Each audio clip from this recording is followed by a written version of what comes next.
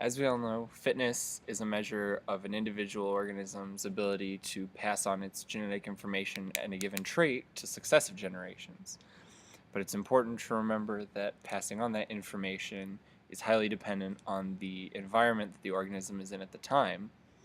Take Drake, for example, here. In this particular environment, he has easy access to food and can exploit that resource, which gives him a greater degree of fitness and gives him a better chance of passing on his genes, the trait in this case being having money to use the vending machine. If you contrast that with Ian and Paul, who are unable to exploit this resource, they would have a lower degree of fitness and would be less likely to pass on their gene, not having money in this case.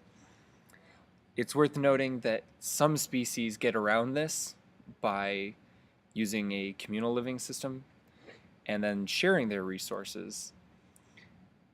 But that only works in organisms that live in groups and can take advantage of that and are altruistic and will share their resources, which is not the vast majority of the animal kingdom.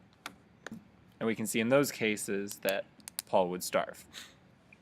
Contrast this with a different environment where now Drake is less suited due to the different temperature, and Ian is much more suited for the environment, giving him greater fitness and an ability to survive and pass on his genes in this environment.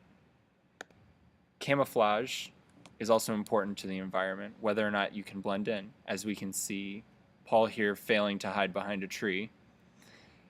This can have disastrous consequences when the animal is unable to properly hide from predators, and as such is much more vulnerable to them, like that. However, successful camouflaging and hiding will result in predator avoidance and the organism being able to pass its traits to the next generation.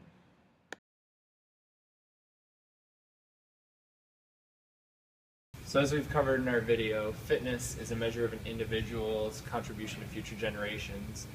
That's always going to be incredibly dependent on the environment it's in, though. In a hospitable environment, it'll pass its genes to the next generation, and then the next generation will be adapted to that environment as well. In an inhospitable environment, those genes are going to dwindle and eventually be removed from the gene pool. You saw access to resources with the food. We also went over different environmental tolerances and how predation and camouflage can be some of those traits that can be passed on. But as you saw, that depends on the environment. All of those are influenced, and their effectiveness is influenced by the environment.